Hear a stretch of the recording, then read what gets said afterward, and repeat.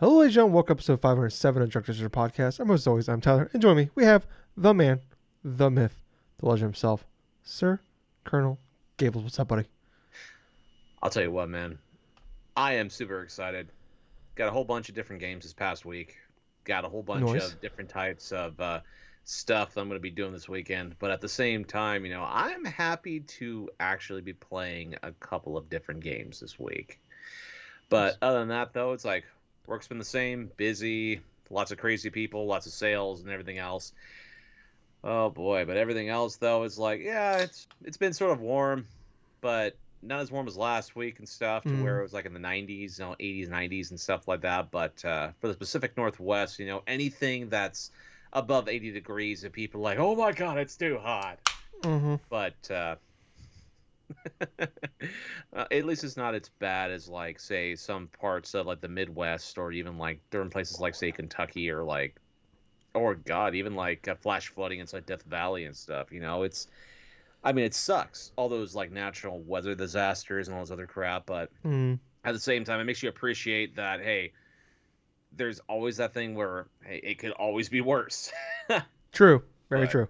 at the same time, man, I feel like I'm doing pretty freaking good. How about yourself? I'm doing all right, Gables. Woke up in a pretty decent mood today. It's been a while since I've felt that way. I woke up, not like going around like depressed all the time, but, it's been pretty grumpy. Just work stuff, for the last couple months. And woke up, and I felt, I woke up at like 6:45 this morning. I was just like, I feel pretty well rested. I feel pretty positive today. It's my baby boy Louis' birthday. Mm-hmm. I think he's sleeping in the bed right now. Not gonna say his name too many more times. He'll come out here like, what are we talking about now? That's my dog, if you don't know. But today's his 7th birthday, so went up to took him for a nice little WALK first thing this morning, because it was like supposed to be, this is like the hottest day of the year for us. So got in like the 110s today. So I took him for a nice little WLK before we got, like first thing this morning, and then a little bit before we hopped on here when it got a little cooler out. I took him for another nice little one, and just kind of get him a little tuckered out for bedtime and everything. But that was nice, and just been kind of lounging today. Got did some cleaning, stuff like that. But it, feel pretty well rested. Also yesterday I went to the store after work, and I found these bad boys right here. Unfortunately, I only had the canned version. Samuel Adams. Samuel Adams Oktoberfest. Oh, they're selling the Oktoberfests now. Oh, Yep, okay. they come out in August through October. Sometimes you might get lucky and find them in like mid-November, maybe. Unfortunately, all they have is the cans one. They're not as good, but you know what? It's a canned Oktoberfest is still better than 90% of the beers out there. So I'm pretty happy with that. So everything's turned up quagmire. But yeah, it's been a pretty decent day today. Went up, got some Starbies too this morning. Starbucks, for kids that don't know, and got Louis a pup cup. He's pretty happy about that one. Then I went to there's a pet supply store right nearby, and got him got him some treats. Got him a couple toys. I got him this cool little guy right here. It's a little toy that says "Happy Aw. Birthday" on it. He loves that one quite a bit. And got him a little puppy. He loves like little puppy toys, and got a couple rawhides. And I was gonna buy him like a little cake thing that you can like give him as a treat, but it was kind of like a lot of like cake stuff there to give to like one animal. So Right. he's not very. He's like a 20-pound dog, so he's Jack Russell. So I went up to went up to McDonald's, had that for dinner today, and got him a little sundae. I didn't give him the whole thing, but I gave him a couple scoops out of it, and he loved that, so he's pretty happy with the ice cream. So he's had a pretty good day, I'll say. Been Oh, that's pretty for sure. spoiled today. So yeah, so I think it was a pretty decent birthday for him. So yeah, but other than that, I'm doing all right. Had some maybe one of the greatest moments of my entire life today. Showed Gables for the podcast. Oh, yes. Um, I got my first victory royale in Fortnite. Hey. I was streaming it live on Twitch. Unfortunately, I didn't realize, for some reason, I don't know why. I tested everything out beforehand. It was working. My audio for my voice wasn't coming through, so like I was talking the whole time and nobody can actually hear me. And let me say, guys, I was making some good fucking jokes out there. I was pretty funny. But I finally got my first dub. I'll post it on our YouTube channel here soon. But I'll say the way it ended was tonight I am the greatest Fortnite player alive, and his name was John Cena. I was really happy with that ending, and you guys couldn't hear it. I'm pretty bummed about that, but yeah, it's pretty good. You probably didn't see my comment that I posted I inside seen that that Twitch do a chat. flip, you fucking asshole. I saw it afterwards. Yeah. Yeah. I streamed for like a little over an hour, and I think I played 4 or 5 games, and I even said going in, I'll do one more game because I had enough time to probably squeeze in. Gables, I'm telling you, man, you gotta get in there with me. Gotta get in there with me, buddy. Well, You can we'll play it see. on PS5. You got don't give me the we'll see, motherfucker. Um, PS5, you do 120 frames per second. I'm telling you, we'll rip them apart. We'll destroy them. Zero build mode, no build. Oh boy, I love it. Yeah, every game I played, I got to I've never won before in Fortnite. I finally won, so that felt really good. And oh man, I was so happy. Man, whew, it's good. Took a good 45 minutes, I think, for my heart rate to go back down to normal. But also, I got my new Extra Life shirt today. Hey, that looks pretty The other nice. day. Yeah. Yeah, so that's pretty cool. Pretty happy about that. So, everything, like I said, everything's come up Quagmire on that one. But yeah. I don't know. Keels, I'm vibing right now. You vibing? I'm vibing. A little bit. Yeah.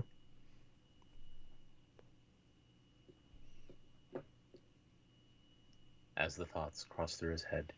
That was a really good pregnant pause there, Gables. I was really wanting to go for a long one there. But anyways, Gables, this is a video game podcast where we talk about video games every week. If you want to... Sorry, there's somebody in my hallway, and it sounded like they're outside my door this whole time. Huh. And I got really quiet. Then I heard him walk right back out. I don't know. It's fucking weird. Anyways, this is weird. Yeah, it's very weird. But anyways, this is a video game podcast where every week we talk about video games, and hopefully no one's sitting outside my door right now. And if you like all that and you want to find out if someone's standing outside my door right now, click that like button on YouTube.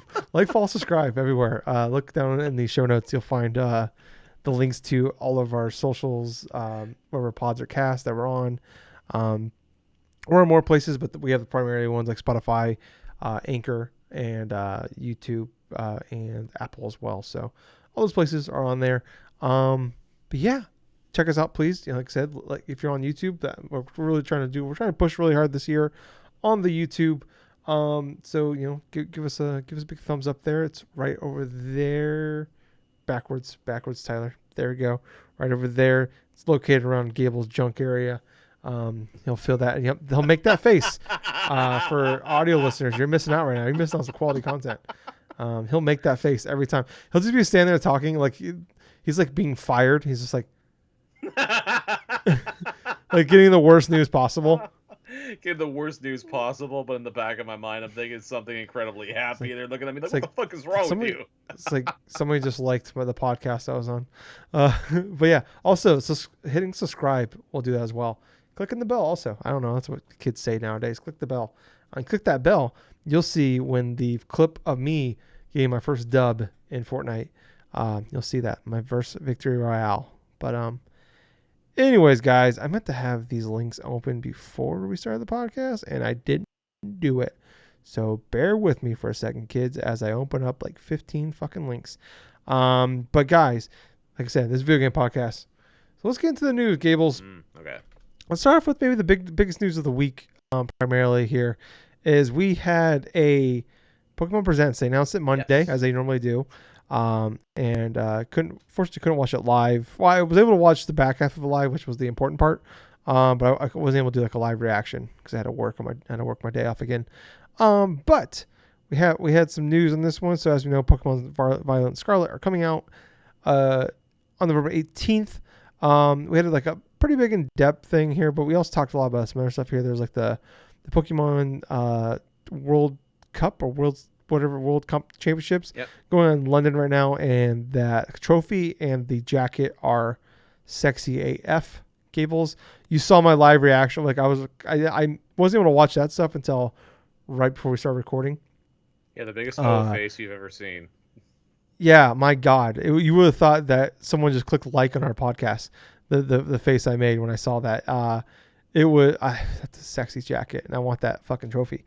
But yeah, anyway, so they got that going on. Pokemon Go, they announced some more stuff going on with that one. Um, yeah, who gives a shit about that? Pokemon Unite, I just found out there's a Pokemon called Buzzwole, and I hate him and everything about him. But there's also a Pika party going on right now. So apparently there's a thing called Ultra Beast that Gables just informed me on before the podcast because I did not finish Sun and Moon. I just didn't like it. But yeah, they introduced Ultra Beast. That's kind of like when the Power Rangers introduced dinosaurs. Like, fuck off. You know what I mean? Fuck off. Don't give me that fucking look. I saw that look, Gables. Don't defend the Power Rangers and dinosaurs. That's like episode number 1, dude. It's stupid. Don't do it. Don't do it. Okay? You're people in suits. That's what you are. That's it. And then you combine together to make one big suit. That's the plot. Nothing else we need to do. And then we add the White Ranger, and then the Pink Ranger. I wonder what she's doing right now. Gables, do you think I got a shot at the Pink Ranger? No. Okay, I appreciate the honesty. It kind of hurts. I'm not gonna lie to you, but appreciate you being honest with me. And it's falling directly to the center of the earth. Yeah, Gables, if you would have asked if you had a shot at the Yellow Ranger, I would have said yeah. But, anyways, you're a better man than I. Anyways, there's a Pika party going on with Pokemon Unite. Man, Pokemon Unite was a good game. I actually like the game a lot. I kind of want to go back to it. It's actually pretty fun from the little tidbits I've played of it. Yeah. Yeah, I got to get into it for a good like week there. I think I put like not crazy, but probably like 4 or 5 hours into it. But it was fun. I like that game. Like I was telling you, like if it was like a $20 game and just had all the shit in there, and I had to do like the free to play stuff, I kept playing it. But I marked out when we saw your character running up the hill. And that's not a Stranger Things reference. That's just literally he's running up a mountain, and you see red, and I'm like, oh my God, we're getting a Golden Sun remake. Golden Sun. This is the final. Did I say Golden Sun? Golden Sun. What Tom was meaning is he was excited because he thought it was going to be like a Gold and Silver remake. Gold and Silver, yeah. But I mean, if we can get a Golden Sun remake, I'd be cool with that too. Jesus Christ. I'm on beer number 5, guys. I've been drinking. But Gables, you might take over at some point.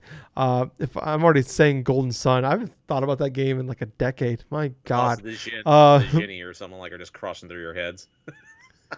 Jesus Christ, my God. But I thought they were doing a Gold and Silver remake because that's the final scene from Gold and Silver before you face Red. And it turns out it's the Pokemon Masters EX game, which it was a 3rd anniversary in Gables. Mm-hmm. I don't know what the game is. No idea what the game is. We got a Pokemon Cafe remix thing where Mewtwo farted. And then finally, why the fuck would they cut it off there? I'm sorry, I'm reading this. I'm using the Polygon article here. Right. And they do everything in order, and then they just stop at when it gets to Pokemon. Here it is. I found it. Never mind. Good job. I take it back. I was going to talk shit, but I'm not going to do it now. So anyways, they announced the name of the new area, new region is Paldea. We also got to look at the 2 legendaries. Oh, Jesus Christ. Don't help me, Gables. I'll get it. Okay. I'm going to get it. Coridon. Miradon? Coridon and Miradon? Is that right? You can tell me now. Well, you were half right. You have Coridon and Miradon. Coridon. Oh, Rhydon. Okay. Yeah. All right. I was doing. Now you know. See, the Mortal Kombat was coming out of me on that one. Sorry. But anyways, you can ride them like more. Sorry, you can ride them like motorcycles.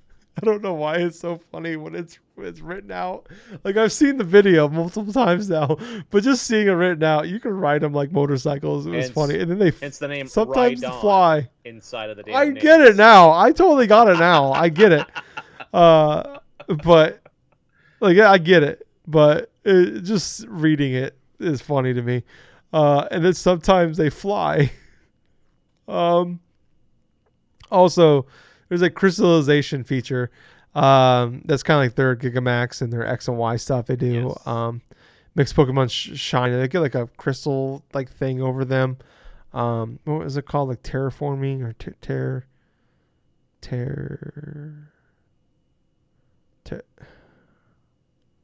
Gables, what the fuck is it called? I think it's called terrestrializing or something of that sort. It it sucks. That name sucks. I'm saying it right But now. basically, what that is just it has the point and ability where it'll increase the power of the move that you're using pretty much based upon your type, or you can actually use different types depending upon which type of Pokemon or something you have. So in the case they put out an example with Eevee where it could have a normal terrestrialize thing, and then it could either have like normal or maybe grass, maybe water, depending upon which type of Eevee you have.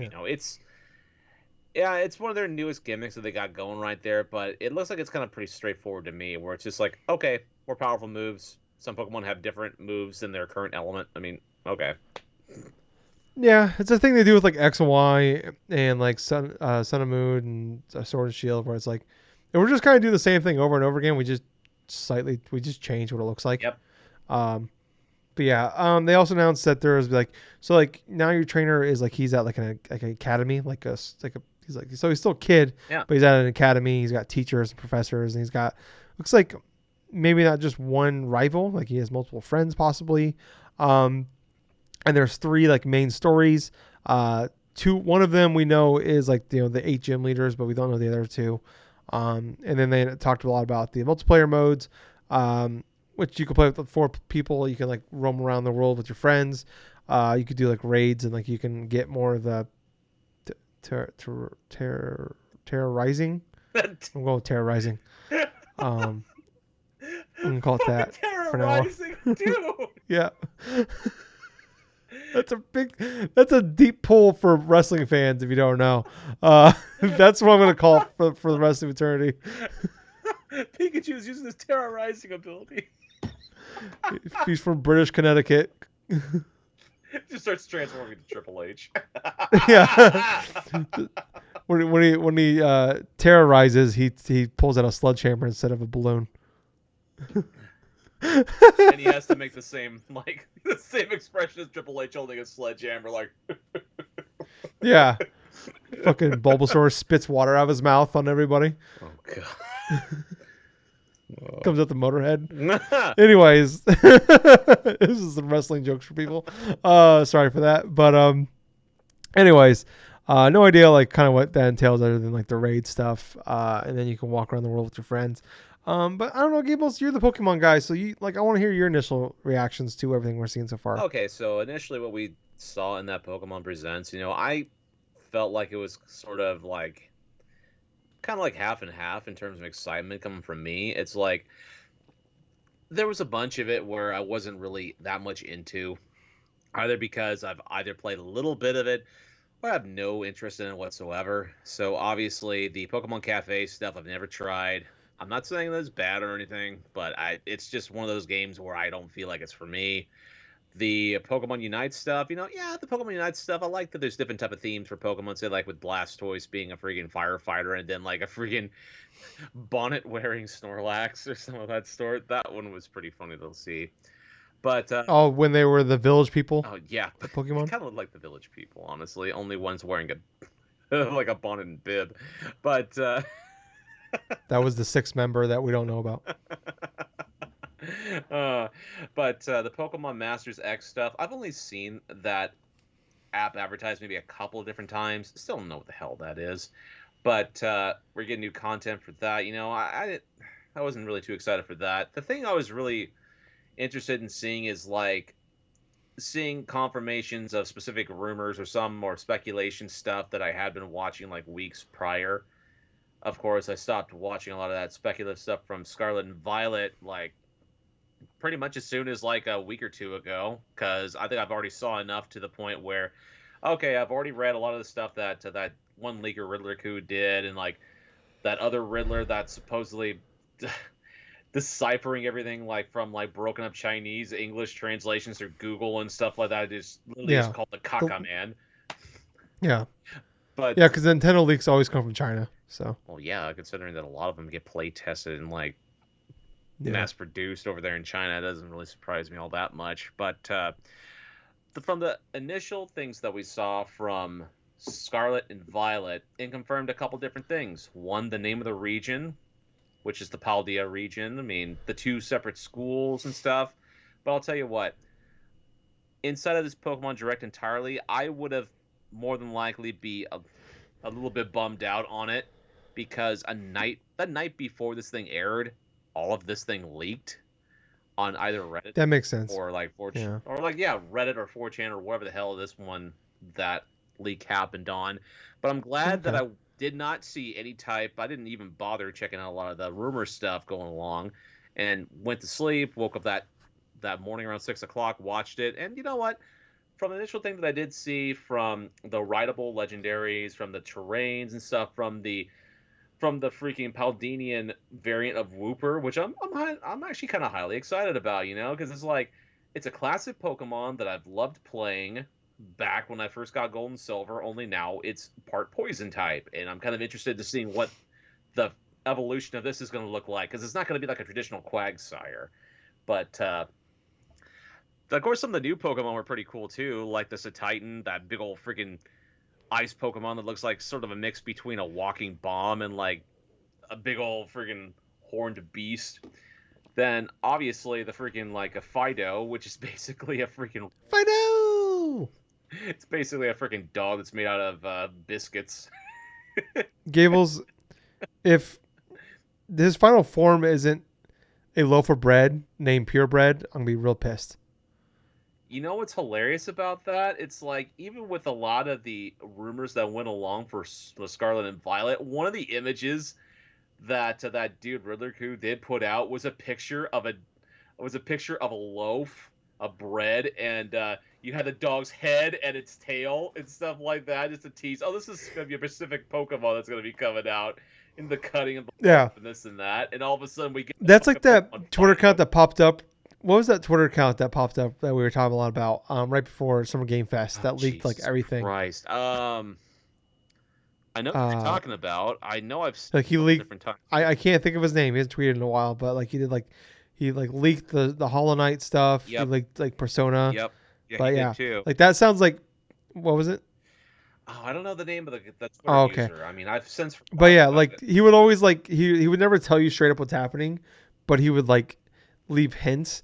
And yeah, it'd be like a picture of like Hollow Knight with the clown face on. Well, that's the thing, though. It's like he stopped doing that once the God of War stuff, Ragnarok stuff, like got delayed a Yeah. little bit. Well, he was right on the leak. It Yeah, just got pushed. So, but yeah, like yeah. So I don't know. But yeah, anyways, go back to but what you're anyways, saying. going Sorry. back to the Pokemon like Scarlet and Violet trailer that we did see, new Pokemon like classic Pokemon getting new forms or new variants and stuff.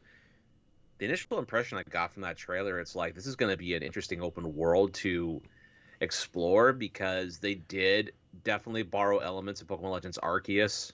Makes sense because those tandem of games were developed pretty closely together, with us getting Legends Arceus earlier on this year, and now we're getting Scarlet and Mm-hmm. Violet towards the end of the year. Still can't believe that's going on, by the way. But when it came to initial stuff that we did see from like the different characters and the different type of supposed things that you're going to be doing and stuff, it left a lot more questions than answers, in my honest opinion. But the things that we do know for a fact is we know the region's name is the Paldea region. We do know that there are the legendaries are pretty much going to be you're going to be getting these things fairly early on in the game if you're going to go through and explore everywhere to your heart's desire and stuff like that. But the confirmation of new Paldean forms, new Pokemon in general. I think we saw like about two like new Pokemon that we've never seen before. Then the third one being like the whole Paldinian Wooper. But yeah, overall I was excited for like the new Scarlet and Violet information and stuff. But I wasn't really as excited for like the other stuff that Pokemon Company was putting out Mm-hmm. and stuff. If I had to really gave it like a score or a rating, I probably would have gave it like a 6 out of 10. Even though I liked the Scarlet and Violet stuff, that was the high points, but everything else in that 20-minute presentation was like, nah, I don't care. Yeah, I get what I do. I remember like the first time we saw like they did a Nintendo Direct for Arms, Mm-hmm. and I like the vibes for Arms going into it wasn't great. Right. So they remember they did a Direct for Arms, and they're like, hey, at the end we're gonna make some announcements yeah, can't talk, Splatoon 2, and it was like, oh, okay, so everybody people watch it for that. So I think it was like, hey, we're gonna like, and this is what they do with the Pokemon Presents all the time, anyways. But Right. like here's the stuff that some people care about, most people don't. You're here for the main event, and then but here's all the other shit you're gonna make you watch in the meantime, and maybe you get interested in. I understand why they do it.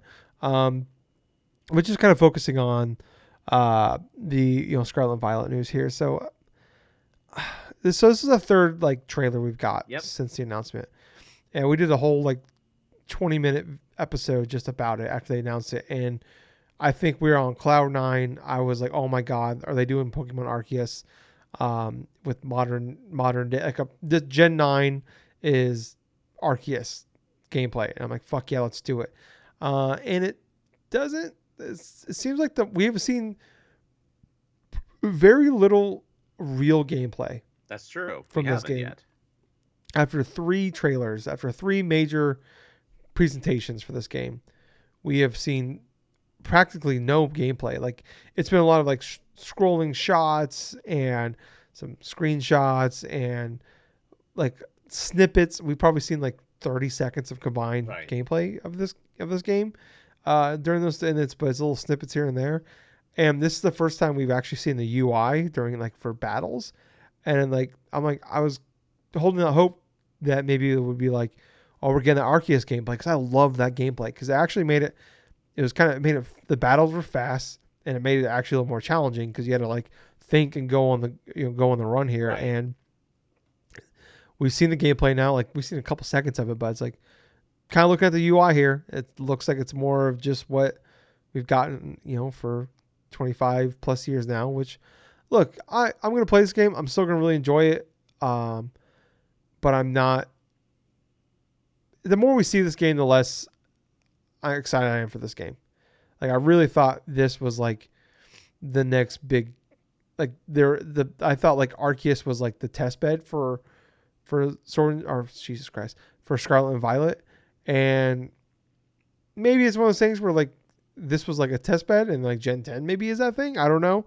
Maybe that's giving them too much hope, but I feel like we keep getting excited, and maybe this is one of those cases where it's like maybe too much our fault, but also I think the way they present this stuff is it's their fault too. We're like we like the way they present the stuff. It's like almost like they know, like they're going to show you things to make you assume that these things are happening, but really they're not happening. Um, like when the first time we saw Legends Arceus, like they did like Breath of the Wild style of music, like with the piano playing, the little settle strums, and then like you running out on top of a mountain. It's like, oh my god, they're doing it. It's like, okay, like I love Arceus, for what it is. Like I totally understand it's a 7 out of 10, but it's still probably gonna be one of my favorite games of the year. But yeah, I don't know. I just like what is the three stories? Like okay, like we know the eight gym leaders is like that's one of the stories. Like, but is like the other story like the legendary Pokemon, and the other story is like the Team Rocket story. Like, because all the other games have always had three stories is kind of intertwined with the one story. Like we know, like, oh, you can go in any order, but also the rumors, and it's pretty much all been confirmed, is like the gym leaders don't actually scale with you. Everything's at a set level. So it's like, yeah, cool. You can go any order you want. You can go wherever you want, but it's kind of got that Final Fantasy effect to it, where it's like in the olden days, where like you can go wherever you want, but you're gonna get fucked up real bad if you go that way. It's like, so I was like, do you want to grind for 30 hours to like, to start at the end, or do you want to like really, or do you want to just go in the order you're really supposed to go?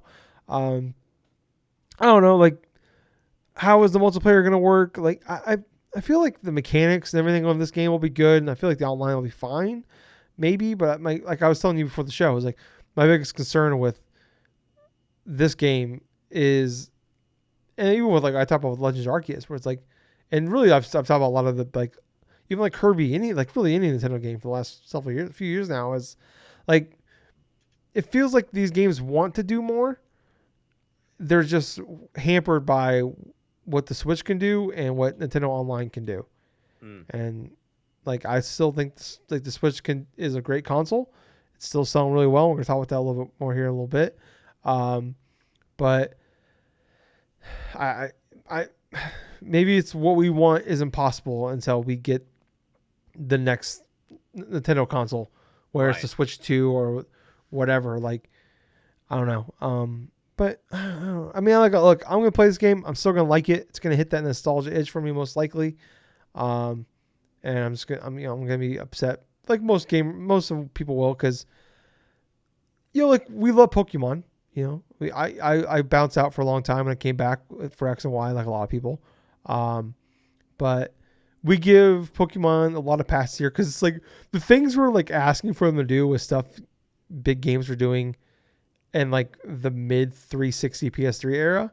It's like we just want you to do that too, like in 2022, and we're just not quite there yet. And like I said, maybe it's the fact that Nintendo's hardware is kind of behind the times when it came out in 2017. Now we're 6 years in. We're in our 6th year of the Switch. The online is 15, like more than 15 years behind. We're talking like it's better than the OG Xbox, but it's lesser than the 360. So I don't know. But yeah, I don't know. Anything else you want to say, Gables, on that one? Well, no, I think we perfectly kind of tied that up. Okay. All right. Well, let's move on. We'll stick with Nintendo here, Gables. We got another quarterly financials from Nintendo. Okay. So we got some sales figures here. So the Switch in Q1 of 2022, that is April 1st to June. June 30th. I was right the first time. Sorry. Sold 3.43 million consoles in the quarter. That's down from this time last year. They sold 4.45 million, but as is everything, like we talked about, I was talking about PlayStation with PS5 last week. They're literally pretty much as they're making them, they're selling out. And that's not entirely true. I was actually at GameStop just the other day, and I saw a SWOLED sitting there on the counter. Yeah. Like they had like multiple Switch lights, stuff like that. But it seems like basically as they're making them, maybe it's just like obviously it could be like I heard people saying like they see Series S's in the stores. I still have yet to see one, so it could be one of those cases where that was just like, hey, there's some here. But they still aim to sell 21 million during the fiscal year, which I mean, like I said, we're on year 6. Yep. And they're still expecting to sell in there 20 million. That's fucking nuts. In the quarter, 4 different Switch games sold over 1 million. That's Nintendo Switch Sports, which that came out at April 29th, I believe. Had 4.84 million copies. Sold Mario Strikers Battle League, which came out June 10th. Had 1.91 million. Kirby and the Forgotten Land had 1.88 million. That came out at the end of March, if I remember correctly. And that is actually a cumulative 4.53 million copies, making it the best-selling Kirby game of all time. Wow. And Mario Kart 8 Deluxe still selling with another 1.48 million copies sold in the quarter at 46.82 million combined now. That's just Switch. I think if you include the Wii U sales, that is well over 50 million now. Yeah. Sold. So, and then the Switch has now sold over 111 million units. So, just getting better. Gables, I also have some updated sales figures here. So the only thing that sucks is like you hear about the news and you hear about the updated sales, and I can never actually find where the fuck the news comes from. Like Nintendo only ever updates their top 10 selling games on the Switch. But I think it's still entertaining, but like it's hard to find. Like I want to see like the stuff that's like sold in like the 5-6 million range, Okay.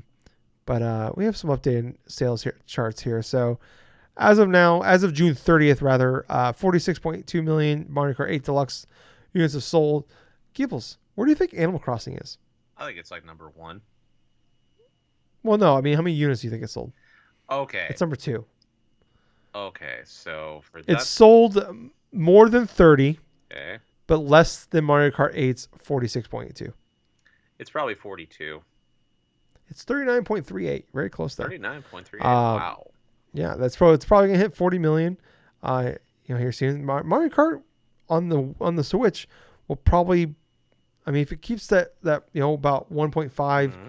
per quarter, they'll probably have a bump. They'll probably do the Switch bundle with Mario Kart 8. Yep. So I'll probably get over 50 million by the end of the maybe by the end of this God, year. yeah, especially with the freaking DLC pack that they got going now. Yeah, you're right. Yeah, you see all pretty much the waves all leaked. Well, I haven't seen all the leaked courses and everything like that, but I only know about the first 2 waves, and I'm still like adamant to where I want to pay the 25 for the whole damn season thing without, You losing it. motherfucker, you have the expansion pack. You got it for free. I know.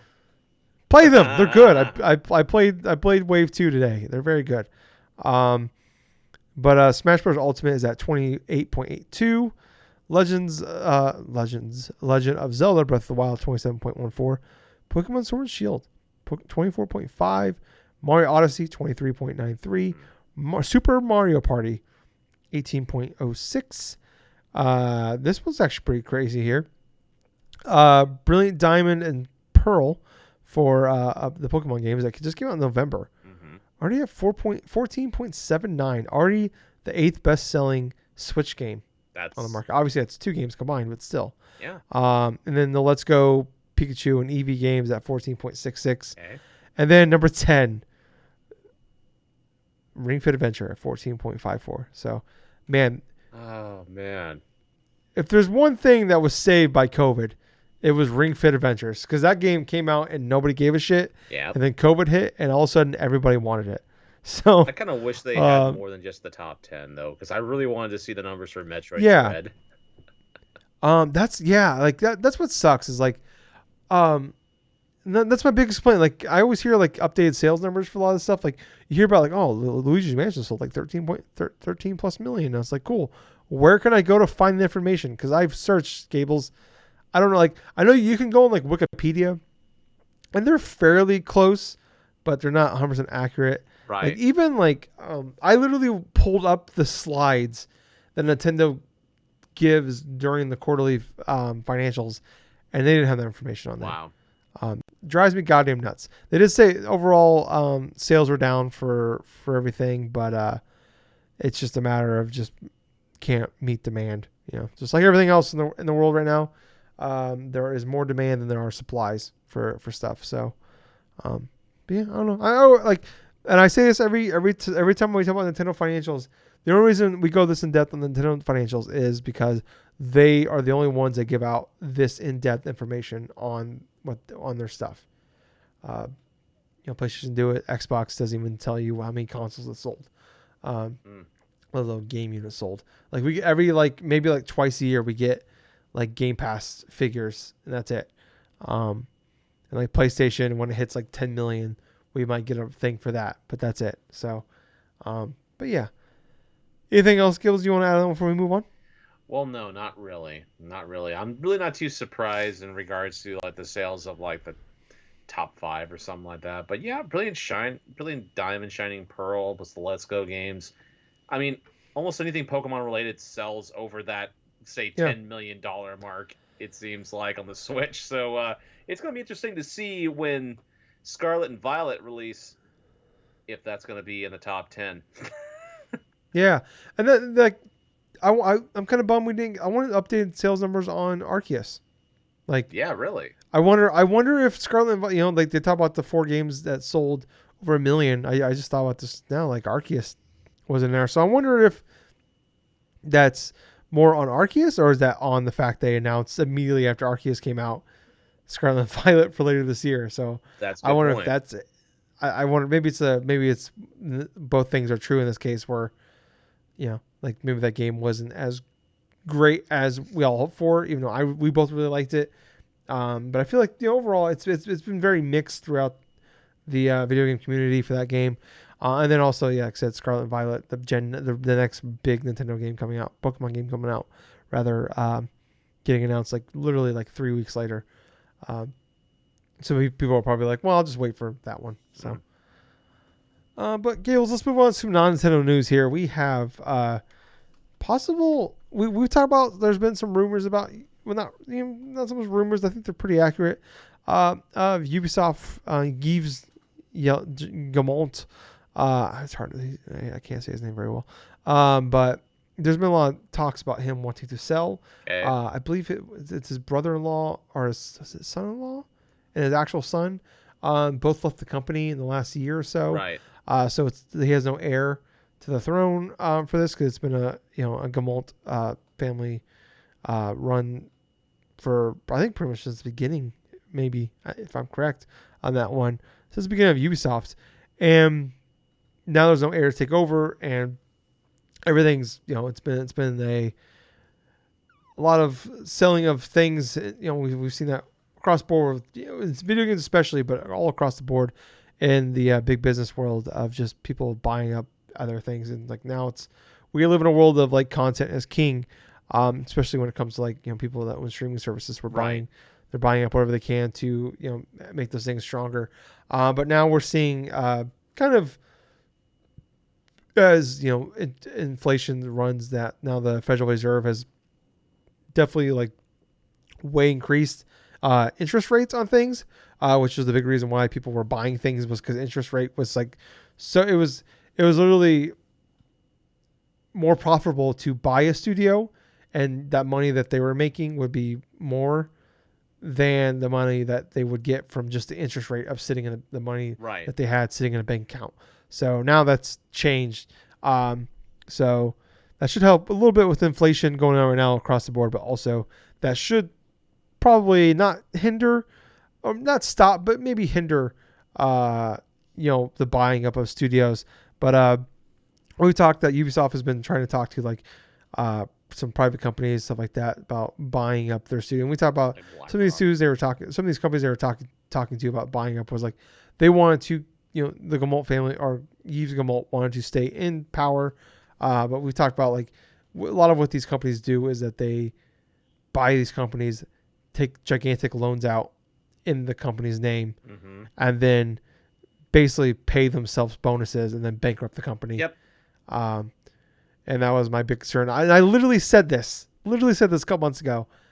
I would rather Tencent buy this company than a non-gaming entity buy this company and then just shuttle it and destroy it just to make a buck. Well, Gables, Tencent is trying to buy Ubisoft now. Okay.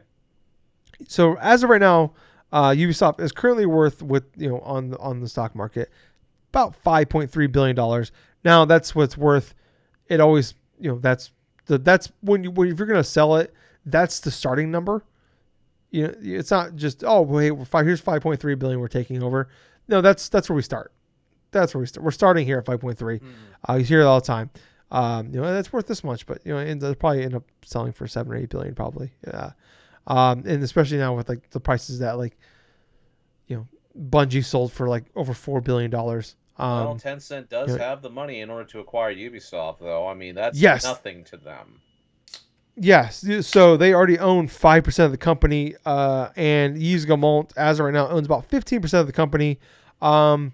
And basically, this is what they want to buy up of the company. That's the biggest part of the company. So if they bought that up, it'd be about 20% of the company. So I've learned this a lot reading about and learning a lot about what's going on with WWE with Vince McMahon being forced to resign. Is so like with the stock market, there is like he owns like I think he owns like 30% of the shares, but he owns like 80% of the voting rights. So basically, like there's like different levels of stocks, which it's very confusing and I don't understand it, but I get like I have a better idea of how it works. But basically, it's like like Yves Gamont owns 15% of the company, but he still has the majority of the voting power. So if like the company was ever want to be sold, everybody can vote yes, and he can vote no, and then his one vote would matter more Right. than their votes. It's kind of like so using Vince McMahon here again. There are 12 members of the board on the board of directors for WWE. This is before he was forced to resign. So there's 12 people. So you would consider, oh, okay, so that means 12 votes with equal no, with equal power. No, Vince on the board of directors actually has 80% of voting rights and also has the power to kick people off and vote on whoever he wants to be board of directors. Not anymore, but at the time he could. So once you think you understand it and how shitty and fucked up the our stock market is and the way companies work, no, it gets worse. So, anyways, I don't know how much he owns of the voting rights, but basically he owns about 50% of the company. Tencent wants to buy up his 15%. I guess the shares are worth in the high $40 per share, and they're willing to pay. This is in euros, by the way. I don't know about American dollars. In euros, it's worth like high 40s per share, and they're willing to pay nearly over double what the shares are worth. So like from 80 him. to like possibly $90 a share. So close to 100 Oh wow. euros per share. Yeah, from him. So obviously, like, I'm not trying to I'm not gonna sit there and act like I know everything that goes on with China. Tencent, it's a Chinese-based country. They are a company rather. They are involved in everything. They own they own part of fucking Fortnite or like the Epic. They own shares in Epic. They invest money in Epic. They invest money in Bungie. They invest money basically. They are investing. They are probably a part of just about damn near every video game company out there. Right. They have money. They own shares or the good chunk percentages of a lot of companies and invest money in published games for a lot of people. They literally are publishing that Pokemon Unite game. They're actually the people like publishing that game. So they're out there for I understand people's concerns about Chinese dollars, our money and the Chinese dollars being intertwined. I get it. I am not the person that understands all that to sit there and say this is wrong and here's why, or it's okay. I'm not really upset about it and here's why. It's a company. It seems so far at least things are okay, and maybe that's really stupid of me to say. Maybe in 5 years or 5 minutes, like, hey Tyler, remember we said that thing about this Chinese company buying the studio? Oh, you're a fucking idiot. And maybe I am. Maybe I'll crow on that one. I don't know. I'm not smart enough to understand all of that. I understand China, the country, a lot of problems over there. Tencent, I don't really know what's going on with them. But I said this at the time, a few months ago, that I'd rather Tencent buy this and then some other company come in and buy them just to get a bunch of money out of them and run them into the ground. I don't know how I feel about Tencent because it seems like you look at like NetEase, which is another Chinese-based country that's also got a lot of money going into like video games right now, and you look at Tencent, like they are big into like free-to-play games, and they're big into basically just trying to like get as much money out of you as possible. Like we're looking like EA on steroids type shit here. But I don't know, like I'd rather have like the more big power companies out there, big publishers out there we can have, the better, is how I feel. Okay. And maybe in 5 years I'm wrong, and that's fine. I'll eat crow on that one. But Gables, what's your thoughts on all this? In regards to Tencent having interest in buying Ubisoft, that definitely does make sense for them, considering that they own a huge chunk of the gaming industry in regards to specific stocks or specific types of gaming companies here and there and stuff through specific percentages. I'm not like educated in knowing it went exactly or what studios or what, but at the same time, I know that Tencent holds a big hold, like say, on the gaming industry in regards to like financial stuff in terms of specific games and stuff that popular games like say Pokemon Unite, and I think like there are definitely a lot of I'm trying to remember other specific games that Tencent is. Well, I can't remember if it was them or NetEase, but like they were like working with Bungie on making like another like live service game. Than before PlayStation bought them. Right. So Right, um, but they have helped to you make know, games and stuff for like Nintendo and like help like I think with League of Legends and stuff like that. Like there's definitely certain like free to play games like you just touched upon and stuff that they go through and fund. But seeing them get like a big old chunk of Ubisoft doesn't surprise me because some of their IPs could be ripe for picking in regards to say Tom Clancy's Ghost Recon stuff or like Rainbow Six Siege, or like even for the ones I say Assassin's Creed, if they do eventually try to do like a free to play, not free to play, but like some sort of massive like multiplayer type of game or something to where that's set in that type of universe, but yet all those microtransactions, all this other stuff.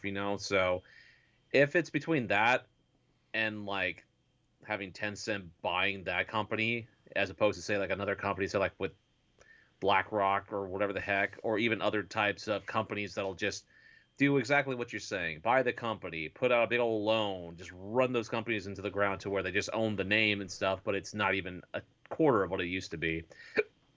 I'm of the group where or it's just gone. yeah, I'd much rather be in the group to where I want to see these IPs still exist. Maybe in regards to the acquisition by Tencent, it would improve some quality in terms of some of the games. But at the same time, I feel like that this is the direction that Ubisoft will go. It's just me speculating that this is what they'll eventually go through and do, is just have Tencent, only because because Izagamo definitely wants to be in control of like doing the actions of that company, but at the same time, I kind of akin it somewhat as what Microsoft and like Activision, that type of relationship is, where it's like they'll still have certain bosses inside, like Microsoft will still have bosses inside and stuff to have them run the Activision Blizzard portion of things with them funding specific things and stuff that makes sense for them, but still they have the same type of leaders in charge and stuff. But yeah. Yeah, the only thing I don't know about this one though is like they're like those ones was like buying the company outright. Like this one's like they're buying Yves Gamold outright Mm-hmm. here. So that's the only thing I don't know about. Like the rumors of this one and the leaks we're hearing from this one doesn't specifically say whether or not he'll still be around. Right, right, So right. that's the only difference is like we don't know for sure. Like maybe he is just gone, but maybe it's probably like one of those things where maybe he needs to be gone because we literally just talked about this a couple weeks ago, where Ubisoft is just kind of like floundering right now, where it's like they're just trying a lot of different shit and nothing's working for them, and maybe a different person needs to be in there. I don't know. Who knows who that person will be? But yeah, I don't know. Yeah, but it's pretty much Ubisoft digging their own holes and stuff. Yeah, and also just like with the way game like things are selling right now, things are I mean, had been for a long time there, where last couple of years where people were paying way more than what those things were worth. Yep. Um, and I think those days are over. So, but I mean, we're not in this case if they're willing to pay double what his shares are worth to own the company outright. But we'll have to wait and see. But I don't know. I mean, like I said, don't come in here and attack us for what I said, or our opinions on like Tencent. Like we were just like I said, we are not smart enough to know all about that, and I'm not going to condemn a entire company just because they're based out of a country. This isn't like Saudi Arabia, the country buying, you know, starting Live Golf or paying WWE to put their pay per views in Saudi Arabia, or buying 5% of Nintendo, or buying SNK, stuff like that. Like that's the country doing that. This is a company in China doing that, and maybe they're good. I don't know. I'm not going to condemn a whole company just because where they're from. But Gables, let's move on to our last topic here. AEW Fight Forever. So we got a lot of leaks this week. Yep. So that game is a lot of rumors about this game. I've been hearing for a while now. So one thing we did with there's a THQ Nordic thing that's going on the August 12th. Yeah. That August is 12th. next Friday. Um, but I actually got my calendar correct finally. But it's coming out on August 12th here. So they announced that months ago. I totally forgot about that. But something we learned here is that AEW Fight Forever is being published by them, and was supposed to be at that event. But it basically looks like that video that was supposed to be at the event leaked. Yep. because there's a whole thing with like Britt Baker, who is she's a wrestler for AEW, and Tony Schiavone, who is like a legendary announcer for like 40 plus years now, doing like a video like talking about like how they're literally meant to like talking about them being at this THQ event, and like them like doing like a little commercial of them playing the game. Right. We've seen some wrestlers from it. We got some. Then also like the game went live on like to be pre-ordered everywhere. It's like it's you can pre-order everywhere on every console except for Xbox One. Actually, that's the one console it's not on as of right now. Has not been listed. But we have some match types here. We have like single matches, tag team matches, 3 ways, 4 ways, ladder matches, falls count anywhere, casino battle royales, which are pretty cool. It's like we're It's a real Rumble West type of match. yeah, instead of like, but like I think like every 3 minutes, 5 wrestlers come out, and there's 20 wrestlers, and then there's a wild card that comes out, and it's usually always a pretty cool surprise. We have exploding barbed wire death matches, which I hope the game actually is just like they need to like make fun of themselves with the exploding barbed wire death match where people don't know.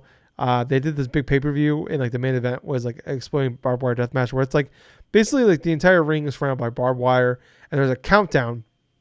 And after when the countdown ends, it's like usually like 20 or 30 minutes, the whole ring blows up. And like they use like in like Japan, like in the 80s and stuff, they would use like actual like C4 and like things would blow up, but like not real like real big blow ups. Like no one got hurt, but there would be like big explosions stuff like that.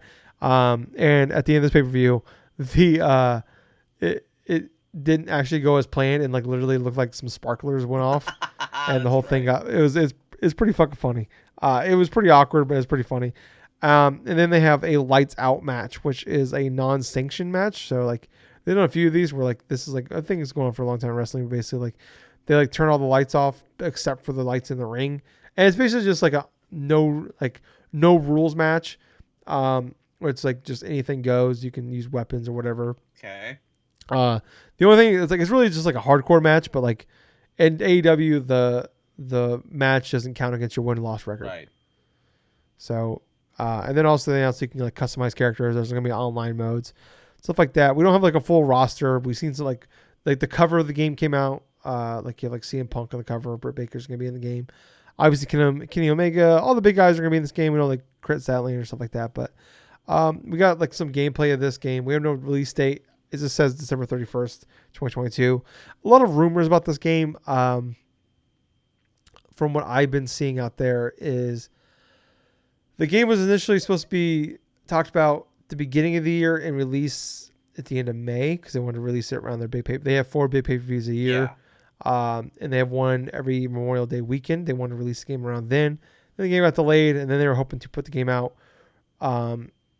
in September because they have another one in Labor Day weekend, like September, April, August or September for that one. And obviously it doesn't seem like that might be happening. But there's been a lot of like issues. Like, so they have Ukes who are known for like basically what this game is looking like. It's going to be like the WWF, like the 64 wrestling games, like WWF No Mercy, stuff like that. But apparently behind the scenes, it seems like the relationship between AEW and Ukes is not great. Sounds like AEW just didn't understand how expensive it is to make video games because they're pretty upset how much money they've invested in this game, and they're hoping it would come out a lot sooner. It seems like a case where it's just like they thought, oh, you can just make one of these games that comes out and no problem. It's pretty cheap. I know. It turns out video games are pretty expensive and pretty hard to make.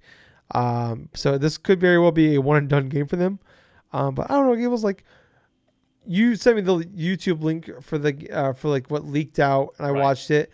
There's been some talks that might have been Switch gameplay because I kind of hope so because it did not look super great. What was your thoughts? In terms of like in terms of the quality of the footage itself, the way the wrestlers looked and everything, and it seemed like it was just regular 1080p stuff. That's what people are speculating as it was Switch gameplay. But my initial thoughts of the AEW Fight Forever game in and of itself, I am excited to see more gameplay of the game itself. I definitely think it looks pretty good from what I've initially seen. The different types of varieties of match types I like. I'm not sure what they are going to do with like a single player mode in regards to that. They have not. There is a career mode. There's a They career did say mode, that. but they haven't gone depth Yeah. with career mode yet. However, there is interesting stuff that's showcasing stuff to where you can actually see in some of the mini games that they have, like Oh, I forgot what. images Yeah. of Cody Rhodes and also MJF. So it's gonna It be. was like a home run It derby. was like some Like sort of a crazy home run derby thing with the AEW there was like a wrestlers. like dance rhythm one. Yep. I just got Pokemon Stadium minigame vibes from watching this. Is kind of what I was getting out of this one. But the overall feel I get from this game, it's like it's arcadey, it's goofy, it's kind of like similar to wrestling games back around the times like we were growing up, like inside of the '90s and stuff. To where okay, you have like oh god, you have like games like WWF Raw or like freaking SmackDown. oh yeah, SmackDown and stuff. But I'm more or less talking about the arcadey style like games of the Super Nintendo and like the NES and Oh, stuff. like WCW backstage brawl and stuff like that. That Yeah. was 64, but Yes. yeah, it's kind of akin to more of those type of games in terms of like campiness and this and that. I get the feeling of, but the overall gameplay that we initially have seen of it so far really does remind me of No Mercy, and they're actually the UI itself really does remind me of No Mercy and stuff. But whether or not this game is going to have a great career mode, or whether or not things are going to be as fluid and smooth as when it does eventually release, which I'm not sure if they actually did say a release date for this thing yet. No, they like all this is like leaks so far. Like so it wasn't even supposed to be out there yet. So maybe like next week we'll have a release date. We'll talk about it then. But Well, I don't I know. hope we do have a release date. I mean, for God's sakes, it's like Yeah, this game. it's supposed to be this year. Yeah. Hopefully, it releases by the end of this year. Yeah. Yeah. But I, yeah, I'm just pretty positive about it right now. Nothing that I've seen so far has seen like, oh, okay, this is gonna be a terrible game or anything like that. I don't get that impression at all. no, and like all the rumors out there are saying like the big thing, like even Kenny Omega, he was like kind of been like he's one of the best wrestlers in the world, but like he's been kind of like the point man Mm-hmm. for this with Ukes because he's a big gamer. And he said in an interview that like the main thing about this game is like they're really focused on the gameplay and making this game as good and as fun as possible to play. Yeah. So like they said like people like were wanting in depth like really like a ton of things to do, like a ton of content, like all these different match types. Like don't expect that. So I think at the very least this game's gonna be very good to play. Just a matter of like what's there to play. Like like is this gonna be like a Nintendo sports game where like oh this is actually like a really good game, but it's like after you play it for like that weekend, it's like cool. What am I do? What is there to do now? So like that's my concern is like what are we doing a week from now? Like what's the plan a week after the game's been out? So, but yeah, let's move on to some other stuff here. So we got some other news this week. PlayStation ended their accolades program. You put this in here, and I saw that. I didn't know. I didn't know what the fuck you were talking about. That's the thing. And then I looked it up, and I'm like, I totally forgot this was a thing. Yeah, that's pretty much what Sony had failed to really advertise that this feature was even on the PS5 to start with. But apparently because of lack of use, paraphrasing from what Sony's initial statement was and stuff, they're taking away that feature to where you could actually grade and give like compliments and stuff to people's online play when you play against them online. It's like I had no idea this thing existed, even though I have played multiplayer games with friends and like obviously with other people online before. Yeah, that would have been nice to actually have that feature like explained to me up front and stuff. But it's just the fact of the matter is like it's just one other type of feature that the PS5 is losing in that regards. Yeah, people like I've seen like people like talk about this. I feel like this is kind of an overblown thing where like I mean they did mention it like when they started this, but this is like I feel like this happens with every console. Like they talk about all these things they have and all these things they're gonna do. It's like fuck when the Wii U was coming out, they said you can use two game pads for a single console. Like they showed like games like people were like, oh, the ball's on the gamepad here, and like you play a golf game, you swing the Wiimote, and that game never came out. Like fun fact, the 360, I remember had this exact same thing, and didn't have an Xbox One. I guarantee you, most people didn't know that thing existed. Yep. We can go on. You could say you can rate. You can say if you liked this person or didn't like this person. If you had a negative or positive time with them. Like I remember using that quite a bit actually back in the day. So I don't know. It's just one of those things where it's like, I mean, it's like the share play mode where like you and a buddy on like the PS4 is like you can play the game. Like if I bought a game, Gables can watch you play the game Right. through a PlayStation, and then actually can take control of the game through a PlayStation. Like cool. Like well, no one ever like that sounds really cool, but it's like it's on there, but it's like does anybody actually use it? Probably not. I've never used it, and Uh, I've had my PS5 for over a year and a half now. yeah, exactly. I mean, but this was on the original PS4, so it's been like a decade, and no one uses it. I guarantee it. I don't know. I just feel like look at the Xbox One, all the things they promised uh, when that thing launched, and that shit came to fruition. Maybe you can turn your Xbox to a cable box. Remember the Kinect. Um, so I don't know. It's just you see this shit all the time. Like they throw a million things out there. Fuck, the Switch has a whole section in the settings for themes, and all they do is black and white. So I don't know. I'm not gonna get super upset about this thing that probably everybody immediately forgot about. Nintendo also said that there's gonna be no new hardware this year. Yeah. I believe them, but I say this every time. Nintendo lies to us constantly. Yep. They literally said the same thing last year, and then released the OLED. Yep. Literally said the same thing in 2019, and then immediately announced the Switch Lite. So even when they say no, it's like you always take with a grain of salt because they've done the exact opposite too many times. Yeah, they literally said there was no new 3DS model coming out after they are already shown game journalists the new 3DS XL. Yep, I remember that. Like, yeah, like they were literally people were at a gaming event, behind the scenes gaming event, looking at the new 3DS, while Nintendo was publicly telling people that there was no new 3DS. So they lie constantly, but I will say in this case, I believe this to be true. I don't think we're gonna see a new Switch until we'll see like with the Splatoon 3 Switch thing. We'll see those, I think, but I don't think there's gonna be a Switch Pro or anything like that. I don't think they're gonna announce anything until the next Nintendo console comes out, which I assume is like the Switch 2. Especially if they're talking about selling 21 million this year. But maybe I don't know. Maybe there's a Switch Pro this year, but it's August. They put these things out in September typically, or October. The Switch Lite came in September. The OLED came out in early October, Right. and they usually announce them early June, beginning of the summer, and it is August 6th as of this recording. There's been there's been a lot of leaks and rumors about the Game Pass family plan for a while now, Gables. And in Ireland and Sweden, Xbox insiders are able to actually test out this Game Pass family plan. It's like 21 euros per month, which works out to about $25 Right. American. And you could share it with up to 4 people. Gables, this sounds fucking awesome. Like if this works, from what I understand, then I don't know if that means 4 people or if it's me and I can share with 4 other people, so 5 people.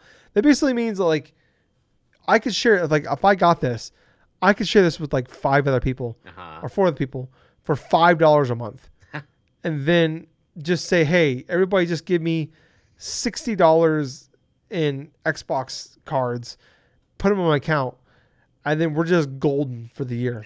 Like this sounds incredible. I hope this happens. I hope this is real.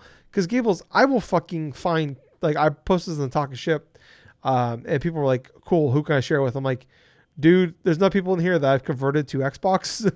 Basically, like, we could find enough people we could probably have a few groups of people that can start a Game Pass family plan. And I will do it. Like, I'm a big fan of this.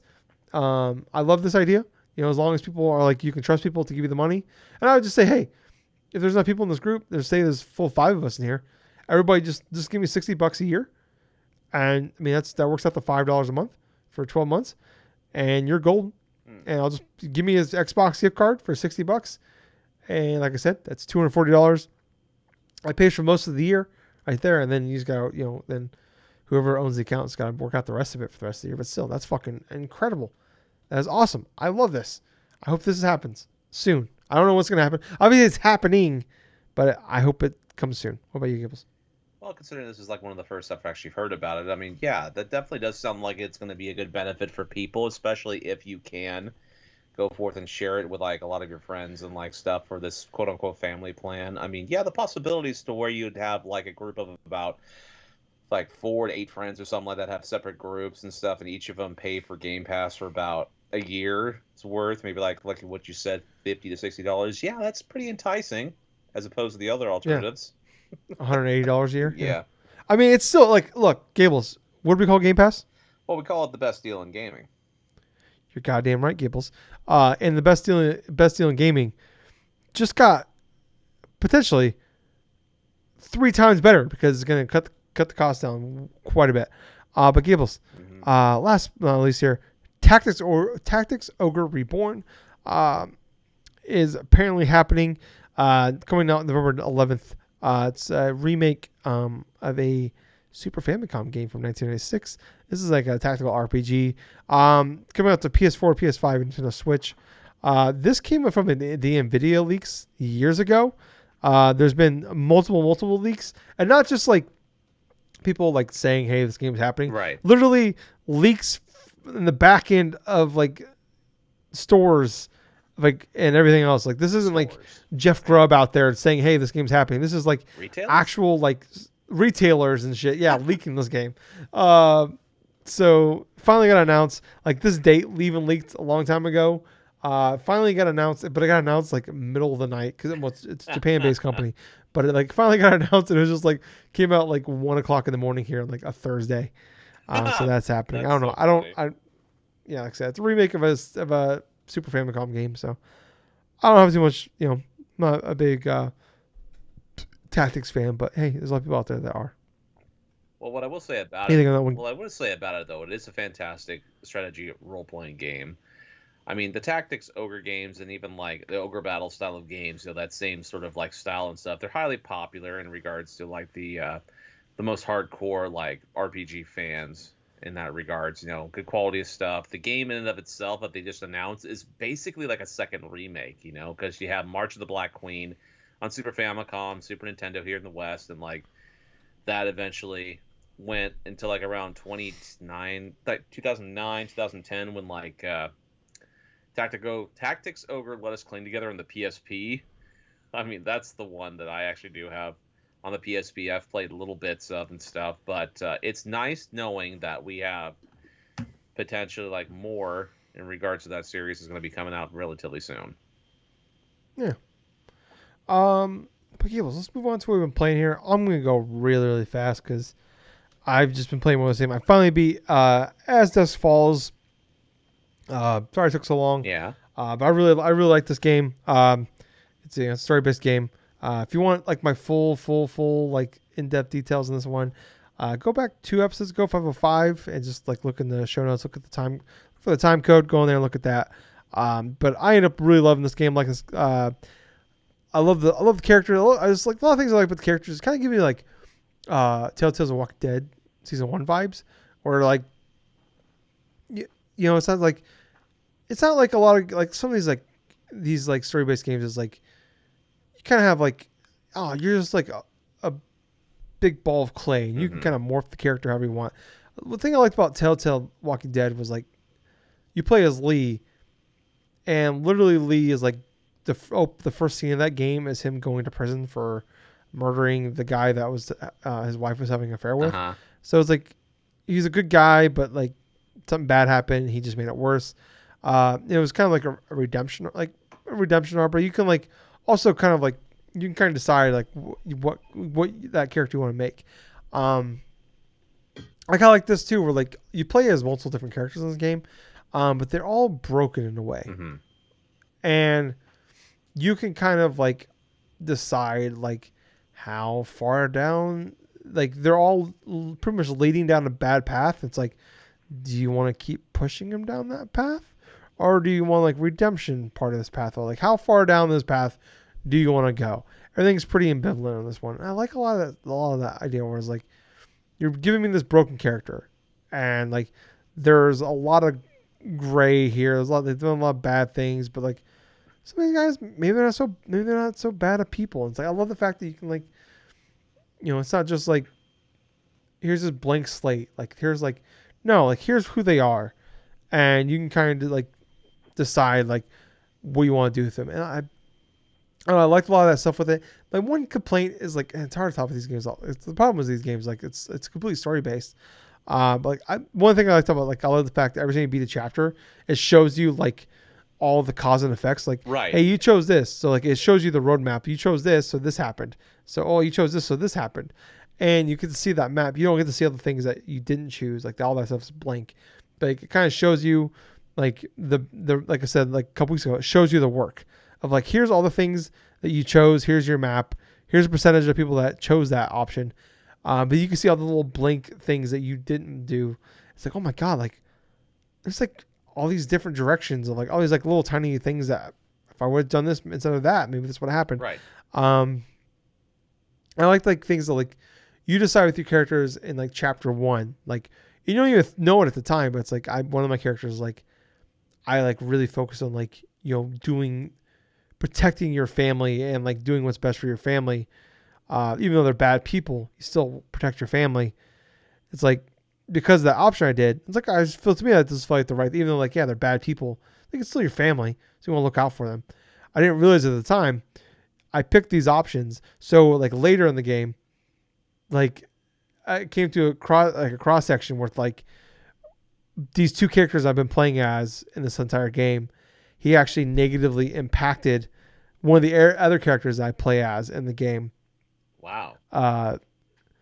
Like I didn't have control in that moment, but because of the decisions I made in the past, like he did something to negatively impact another character I play as, because of the decisions I made earlier in the game. I love that stuff. Like, kind of like it's not just like like the big complaint about Telltale is like, oh my god, that story is fantastic. And the story is fantastic, but it's like when you replay it, like you can kind of show like, oh, it's really just like 90% of the same game, but like it's just you have like the A B options and that kind of makes like the like this is all like you get two options and that's it. Right. This there's so many different more options you can do. But I love this game. Like I said, like the like one complaint is like they keep teasing this story with one of the characters. And I'm sorry for being so vague, but it's like I don't want to spoil this for people because I really, really, really, really, really, really recommend this game. If you're someone that likes the Telltale style games, people that made this game actually left the Detroit Become Human people um, to make this game, and like I still enjoy the like Detroit games and like Heavy Rain and stuff like that. Even though there's a lot of problems with those games, still enjoying for what they are. But like these guys went on their own and made it excellent, way better than I think any of their games are. I can't remember the name of the studio, but the Heavy Rain studio. Quantic Dream. Quantic Dreams, thank you. I think this is way better than any of their games ever made. Maybe it won't have the impact that Heavy Rain did because Heavy Rain was so different at the time, but I think it's way better than Heavy Rain. But like my one complaint is like they kept like teasing this element all throughout the game of like this what's going on with this character. Like they keep talking about like they're teasing something here with them. And then like at the very, very end, like I'm like, okay, they're finally gonna explain what's going on with this. I'm like, oh no, they didn't. And then like literally the last cutscene is like them about to tell you what's going on with this. Something happens. Credits roll. It's like, wait, what? And I looked up. I'm like, is it just my ending I picked? Because there's like multiple like there's several different things like because there's so many different characters in this game and there's so many different characters you play as that there are dozens of different endings that each character can have. And I went and looked up like does this happen? Is this just happen because of like what I did, or is this like a set story piece? And that's like this is the one thing that's like set in the story. Oh. Like I would say like for the most part, like I said, like a lot of the things, like there's a lot of set things that are going to happen, right? But so many different things change based off of the decisions you make. So many different characters can die or live. I've had like multiple different characters. Like it's pretty cool to see like what these characters that actually died in my game did, and some characters that like survived that didn't live in others. Like the changes they made throughout the game. Like I don't think this is a game I've ever like. If I replay again, it's gonna be years down the road. But yeah, like I said, I love like these games are always hard to replay, but I love this game.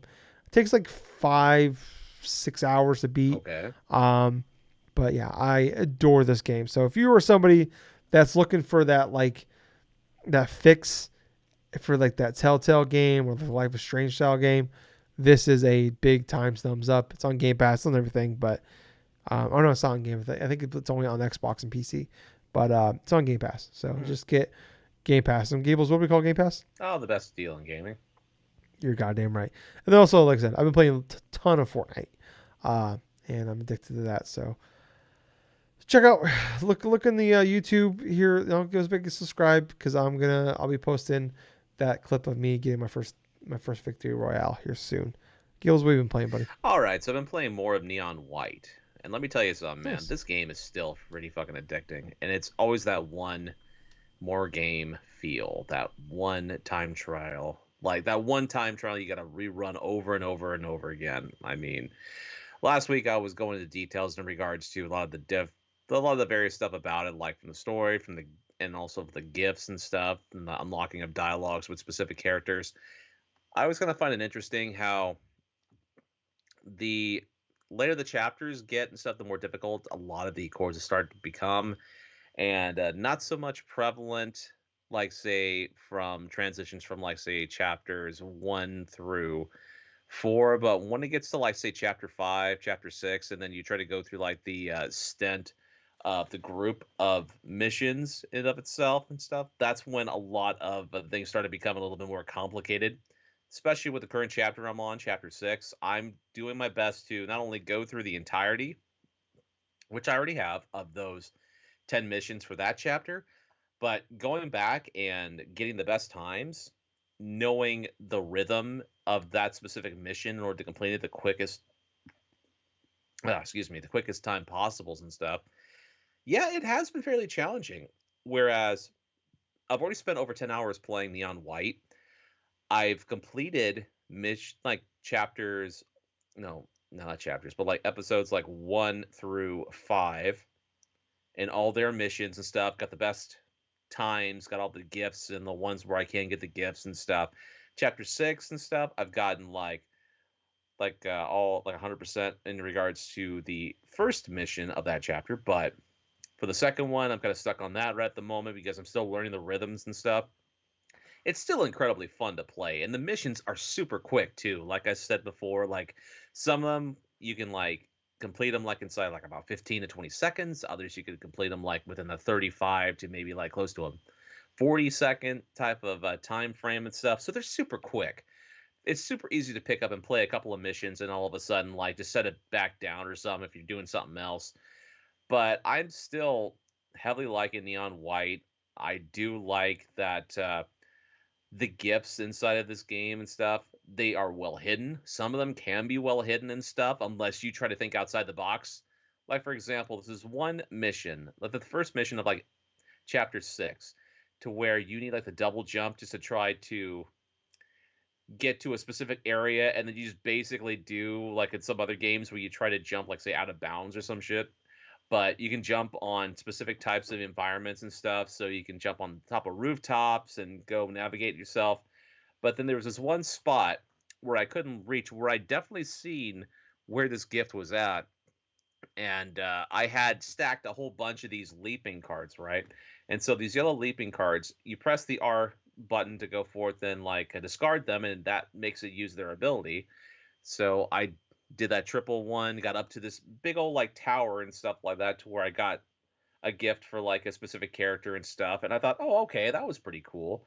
And after you do, it just completely stops like the mission and just zooms you back to like the mission and stuff. So my overall routine from how I'm tackling the missions right now is like I'll go through the entirety of like missions 1 through 10 or how many are in that specific chapter. Then I'll after I'm finished with that and complete the mission, I go back to the archives.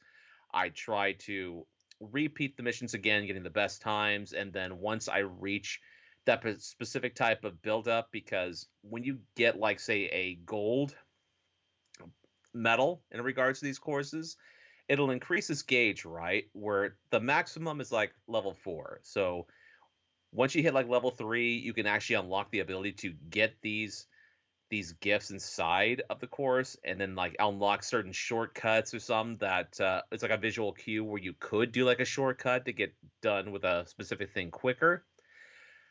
But yeah, it's basically doing that, and then afterwards I try to do it one last time, see if I can get even better times than that. It's just it's just one of those type of games I've played to where I feel like I've wanted to play this for a long while, where it basically feels like I've stated before, like a cross between Mirror's Edge and Doom 2016, to where the action is fast, the whole parkour and like exploring around environments and stuff is definitely fun, addicting.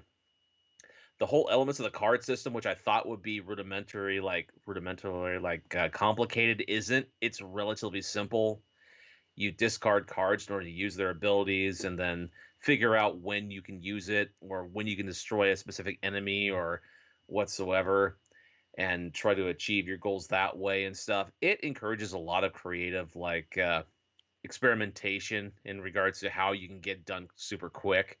And that's pretty much what I love about Neon White, and quite honestly, I feel like this is one of the best games of the year so far, because it's like, I know it's past the 6-month time period, and we're already in August and stuff, but this game is like $25 on the eShop, on the Switch, and also available on Steam. My recommendation to the listeners that are listening in to either that or watching this on YouTube, give this game a shot. I mean, God, if Yeah. you love first-person shooters, you love like quick, fast-paced action stuff and like parkour stuff, give this game a shot. This is going to be one of those underrated games by the end of the year.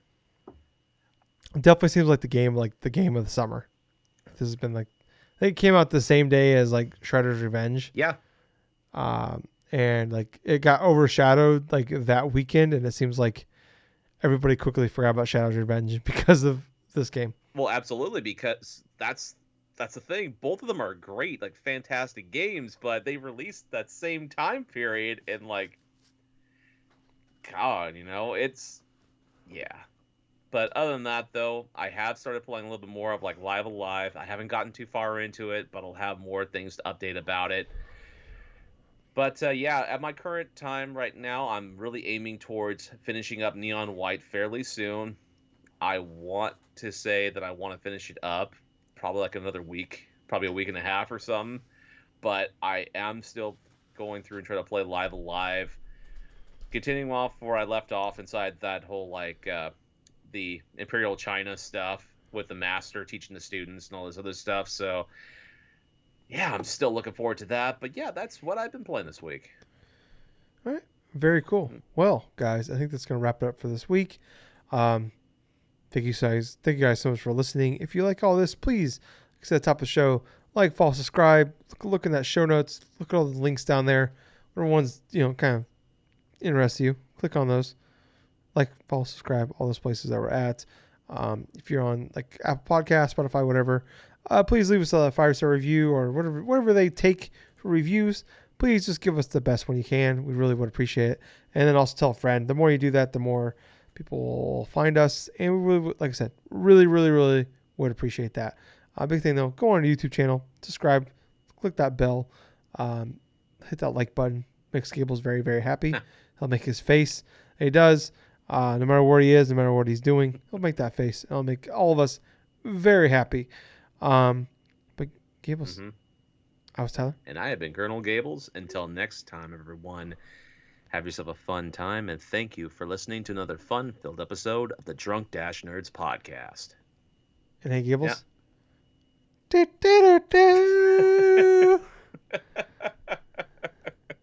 Bye, guys. See ya. Oh, boy. John Cena!